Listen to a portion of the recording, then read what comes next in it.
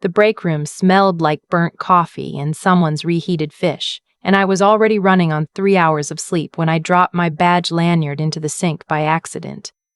That was the kind of morning it was. I fished it out, dried it on my scrub pants, and told myself, just get through today. Just today. One more day. I'd been a second-year resident at a large academic medical center in Houston for about 14 months at that point, long enough to know which attendings were reasonable and which ones considered humiliation a teaching strategy. Long enough to have a favorite stairwell where I could stand for 4 minutes and not be asked anything by anyone. The hospital had around 800 beds, 3 separate towers connected by a bridge walkway on the second floor, and a cafeteria in the basement of the oldest tower that smelled like industrial cleaner and steam trays, and somehow still managed to produce a passable breakfast sandwich if you got there before 6:45. It was a Tuesday in early November. I had been post-call the day before, which meant I had technically been in the hospital for 26 hours, gone home, slept badly, and come back before 6 a.m., because I had a noon conference I couldn't miss and 3 discharge summaries still sitting in my queue from the previous afternoon. My attending. I'll call him Dr. Hargrove because that was his name, and I am not inclined to protect anyone in this story.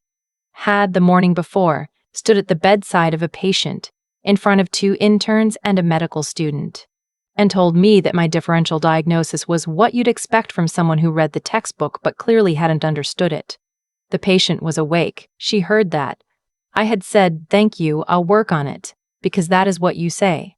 You file it somewhere small and tight and you move on. I'm not saying I was in a particularly generous state of mind when I got to the cafeteria that Tuesday morning. I am saying the opposite. I was running on bad sleep and leftover embarrassment and the particular hollowness that comes from spending a full night in a building and still feeling like you haven't accomplished enough. I got in line for the breakfast sandwich. I got coffee. I grabbed an orange because I had vague guilt about not eating enough actual food lately. I got to the register and swiped my card without looking up. The man in front of me was already holding his tray and fumbling with his wallet. I noticed him only because I had to stop and wait. He was older, mid-70s I guess, white hair. One of those quilted flannel shirts you see at hardware stores. He looked like someone's grandfather, someone who drove a clean, older truck and had a lot of opinions about the weather. He wasn't a patient, no bracelet, regular clothes, coat folded over his arm. A visitor, probably. He kept pulling out a card and the cashier kept shaking her head, the soft apologetic kind of shake. And he was getting quieter and redder in the face in the way older men do when they're embarrassed and don't know what to do about it. "It's just declining," the cashier said, not unkindly. "Do you have another one?" He checked his wallet again. He had another card. That one didn't go through either. His tray had a cup of oatmeal, a coffee, and a small orange juice. The total was $9.40. I don't know why I did it. I'm genuinely not sure I made a decision in any real conscious way. I just reached over and tapped my card to the reader. "Oh no," he said, turning around. "Oh no, you don't have to." "It's fine," I said. I meant it. $9.40. I picked up my tray. "I hope your morning gets better." He started to say something else, but I was already walking away. I found a table in the corner, the one near the emergency exit that nobody else liked, because there was a draft from the door. And I ate my sandwich and drank my coffee and read through my discharge notes on my phone. And by the time I stood up to throw away my trash, I had genuinely already stopped thinking about it. The rest of that week was relentless in the way that November weeks always are when you're a resident. I got called down to the ED twice for admissions on Wednesday night. On Thursday morning rounds, Dr. Hargrove asked me to explain the mechanism of a drug in front of the whole team, and I did, correctly, and he said nothing.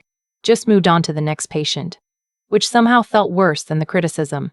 Friday, I had a patient who deteriorated unexpectedly, and I spent 6 hours running back and forth between her room and the nursing station and the attending on call.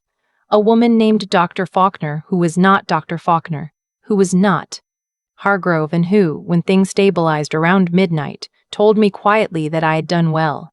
I stood in the hallway after she walked away and felt something in my chest unclench for the first time in days. I called my mom on the drive home. I told her I was tired. She told me to eat more vegetables. I said I would. I didn't. 2.5 weeks passed like that. I had mostly forgotten about the cafeteria. Not forgotten completely. It was the kind of small thing that floats back occasionally, like when I was in line at that same register one morning and thought vaguely of the quilted flannel shirt. But it wasn't something I was holding on to. It wasn't something I told anyone about. I hadn't done it for a reason. Then on a Monday morning in late November, my program director called me into her office. My program director was Dr. Nguyen. She had been the program director for 11 years, and before that had done a fellowship at Johns Hopkins, and before that had trained here, at this hospital, in this same program.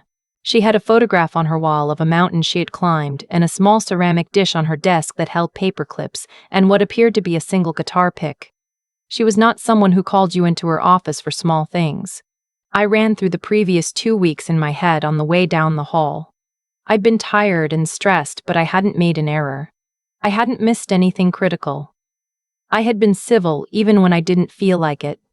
I stood outside her door for a moment and then knocked. "Come in," she said.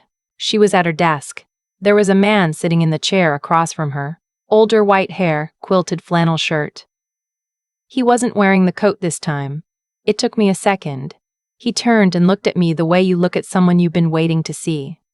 "Dr. Shav Whitfield," my program director said, and something in her voice was different from how she usually said my name. "This is Harold Bates. He asked to meet with me 2 weeks ago. About you." I sat down in the other chair. Mr. Probe Bates, Harold, had retired 3 years earlier from a career that had spanned almost 40 years in hospital administration. He had been the CEO of 2 different health systems in Texas, had served on the boards of several hospitals and a handful of medical education foundations, and had, until recently, chaired a committee that oversaw residency accreditation for a regional consortium of teaching hospitals. He was not a famous person, not the kind you'd find in a news article unless you were specifically looking. But in the particular world of academic medicine in Texas, his name meant something.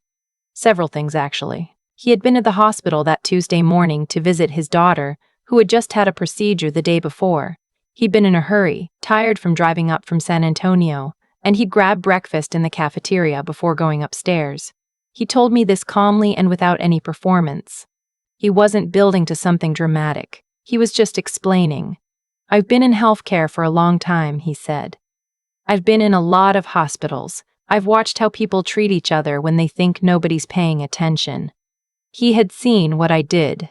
He had noticed the badge on my lanyard with the residency program's name. "I wasn't going to do anything at first," he said, and I believed him. "I paid you back eventually, by the way. I gave the money to the cashier and told her to hold it for you." He looked mildly sheepish. I don't know if she ever did. She hadn't. But that wasn't the point. He had thought about it for a few days and then, on a Thursday, he had called my program director. Not to praise me in any grandiose way. He'd been careful about that. He said he wanted to tell her about a resident who had been kind to him when she had no reason to be and no idea who he was, and he wanted her to know. That was all. Except it wasn't all, quite.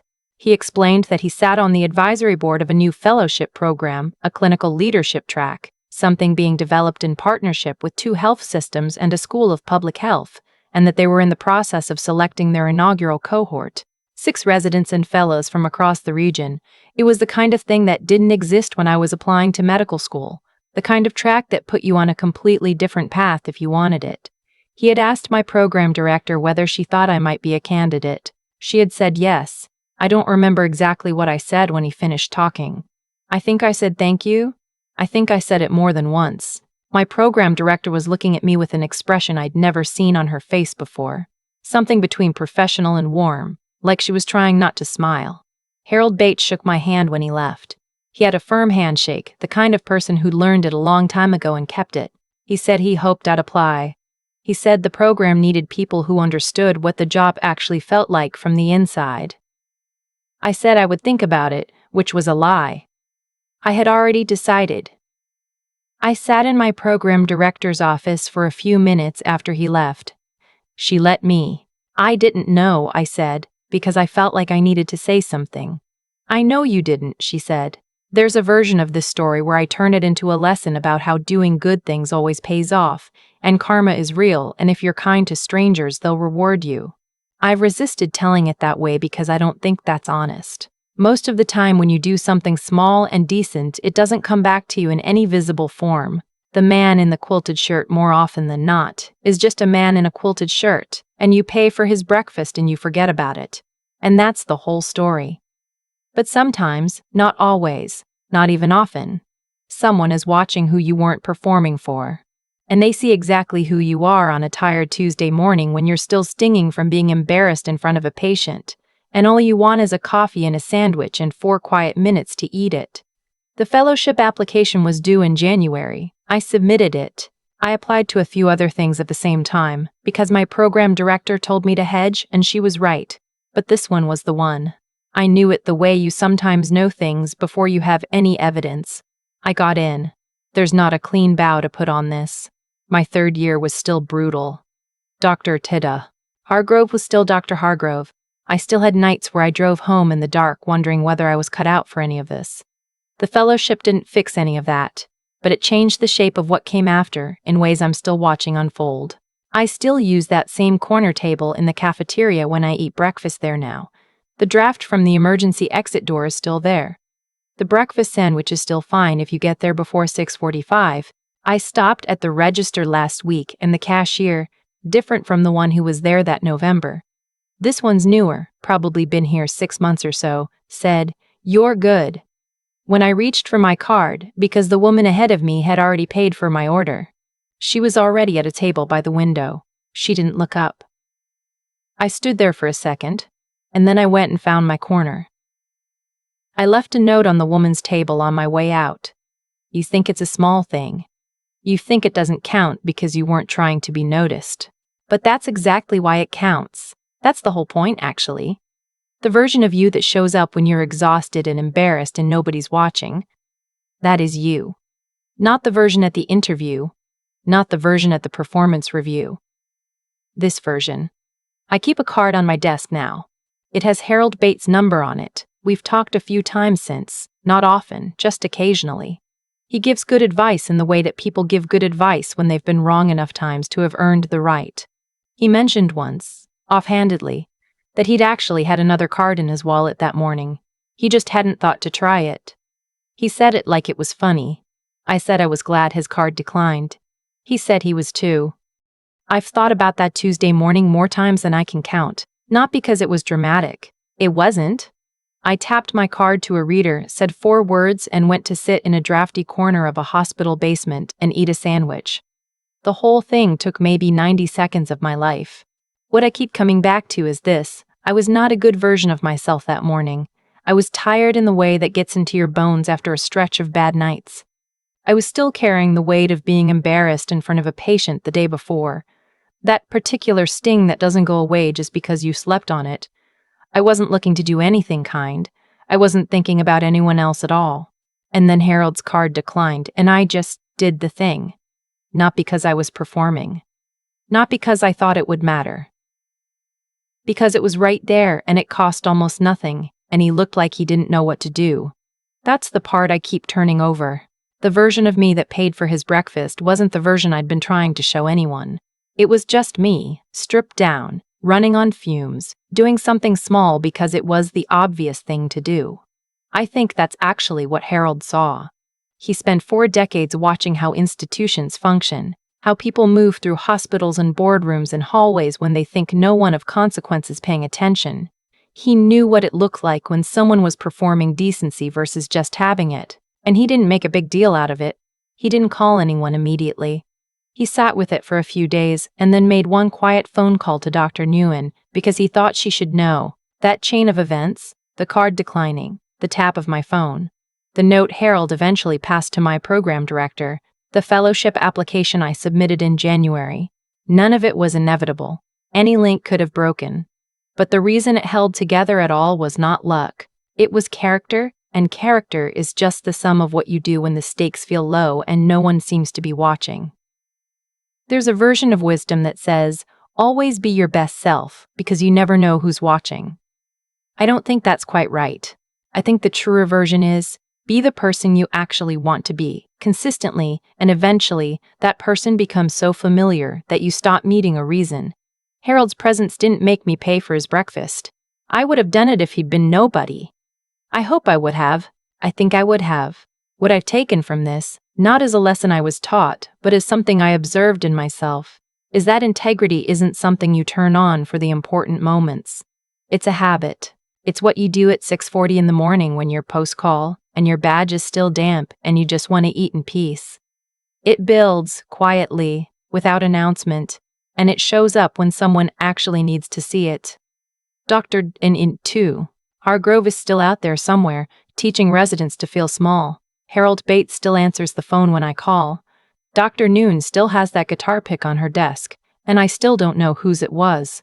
The fellowship changed the shape of what my career has become, but what I carry from that November isn't the opportunity.